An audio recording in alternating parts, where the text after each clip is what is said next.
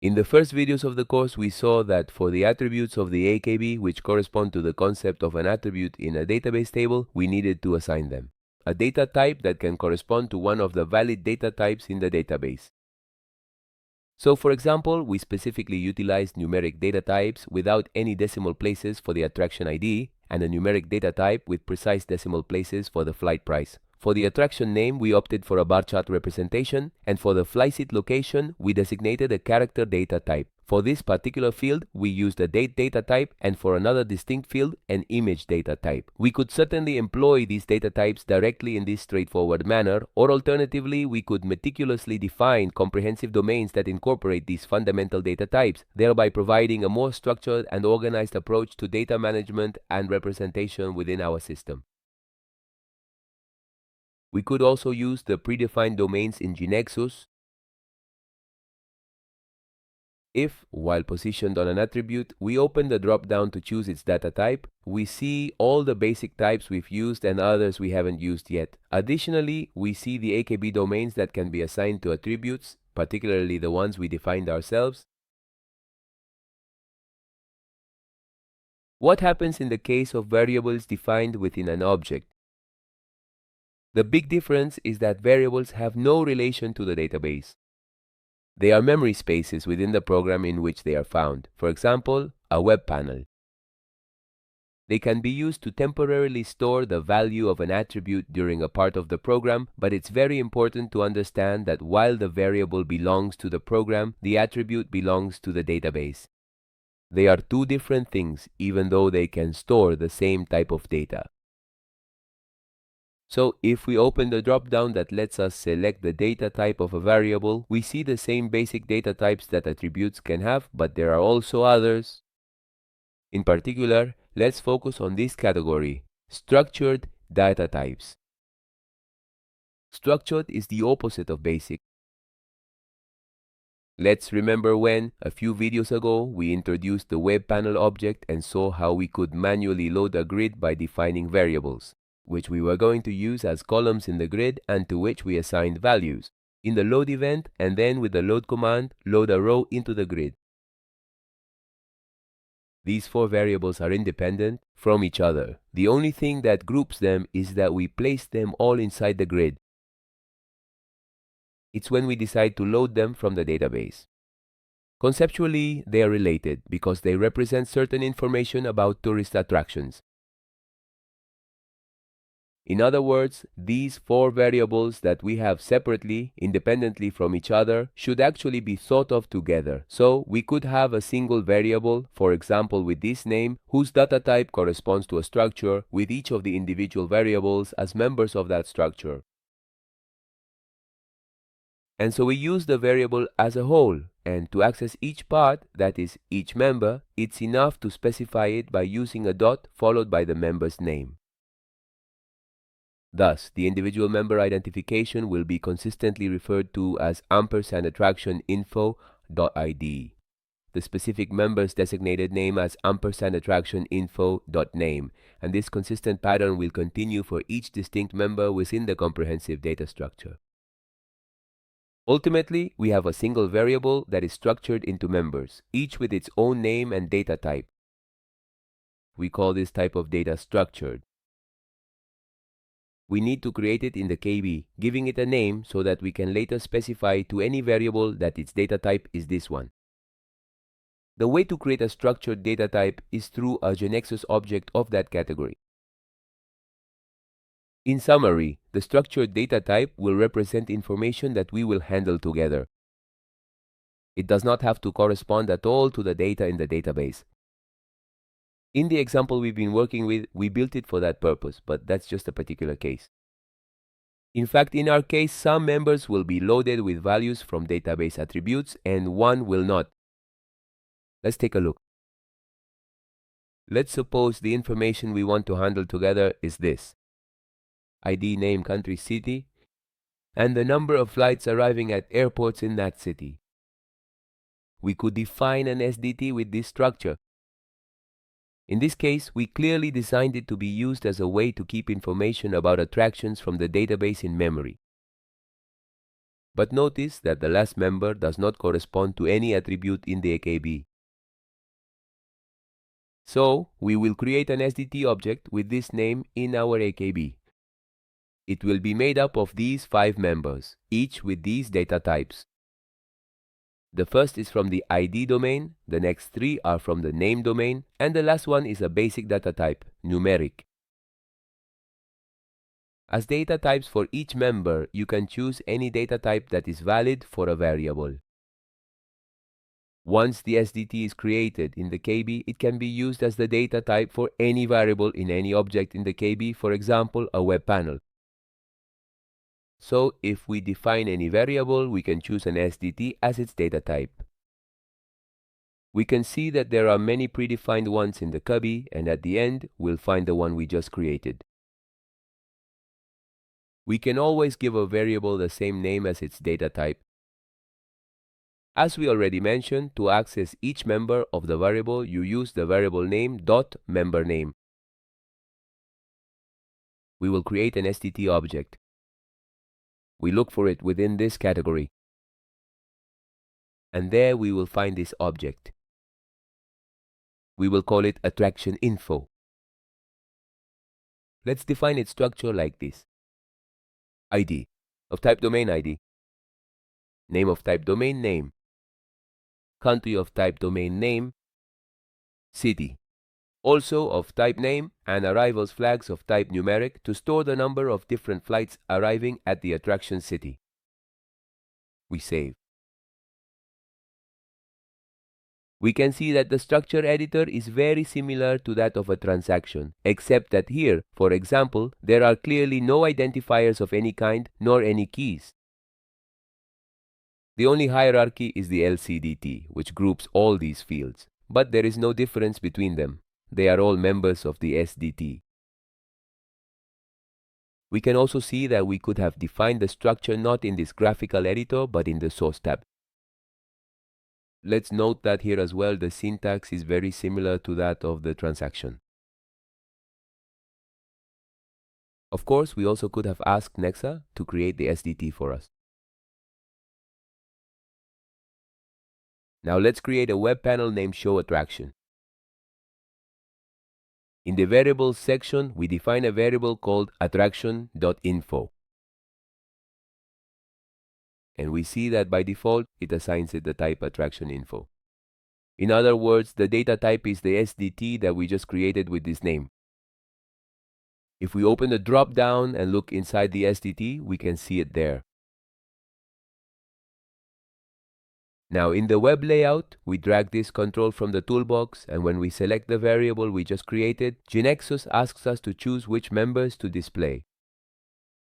While holding down the control key, we select ID, name, country, and flags arrivals. We see that 4 edit type fields are inserted. If we go through each field and look at the control's name, we see that it's composed of the prefix CTL, which stands for control, followed by the member's name.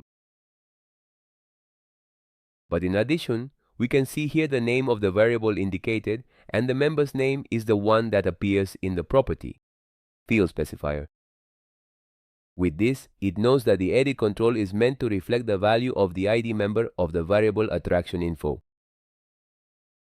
If we run it now, we see the fields are empty. That's because the web panel has the variable defined, but we haven't loaded any value into it. Now, if in some appropriate event of the web panel we wrote this code where we assign these values to each member of the variable AttractionInfo, then we'll see this at runtime. In another video, we worked with web panels using a grid. And we had observed that there we had these 3 distinct system events, but then when we specifically utilized the load event to meticulously load the individual grid rows, we carefully specialized it by exclusively employing the grid's dedicated load event and not the more generic overarching load event. A web panel can have both simple controls and grids alternated in its layout. To cover all cases, the web panel has the system event, system start, which runs only when the web panel is executed for the first time, not when it is refreshed. Then the refresh event, which will run every time it is refreshed. And then, if the web panel has at most one grid, the load event will be executed, both the generic one, which will still correspond to the grid, and the specific one. In our case, we don't have any grid, so we could place our assignments to the members of the structured variable in either of these two events. The difference will depend on whether we want the code to run every time the panel is refreshed, or if we only want it to run when the web panel is opened and never again. Let's go to the events section of the source, and we see that when we want to enter, by typing the word event, it already offers us the possible generic options. Let's choose refresh. And now, with the ampersand, it shows us the variables defined in this web panel. We select the structured variable, AttractionInfo, and then by pressing the dot. In this other window, both the members of the SDT appear, as well as some methods that can be applied to it, which we will discuss in another video. Let's start by choosing the member ID, to which we assign the value 99. Then, to the member of AttractionInfo name, we assign this value. To the country field, input the value France. To the city field, input the value Paris. And to the flight arrivals field, input the numerical value 50. This is how the refresh event looks. Let's run it. We see the fields with the values we expected. The refresh event loaded all the members of the AttractionInfo variable, and when this event is executed just before the screen is drawn, that's when we'll see in action the values of the members that were placed in the layout. We can see that we didn't place city, but the value is loaded in the variable for anything we might want to do with it within the program. For those who are curious, we'll mention that if the web panel has at most one grid, the generic load event is identical to the grid's load event. You can use one, the other, or both interchangeably. On the other hand, if it has more than one grid, then the generic load disappears because it wouldn't be clear which grid to associate it with, and you can only use the specific load event for each grid. Let's go back to our implementation. Here, we assign hard-coded values to the variable, meaning values written directly into the code itself. Suppose we want to load into the structured variable the data for the attraction corresponding to the Museo del Louvre, which is stored in the database. To do this, let's use the for-ah command to fetch from attraction the record that matches the name of the attraction. We assign each member of the variable its corresponding attribute, except for flags arrivals, which, since it is data not found in the database, we will assign a manual value for now. In another video, we will see how to calculate it. We run the web panel, and we see that it now displays the information for the attraction retrieved from the database. The refresh is executed, the table is accessed, traction is filtered, and this record is retrieved. For it, the values of these attributes are obtained, accessing the extended table for country name and city name.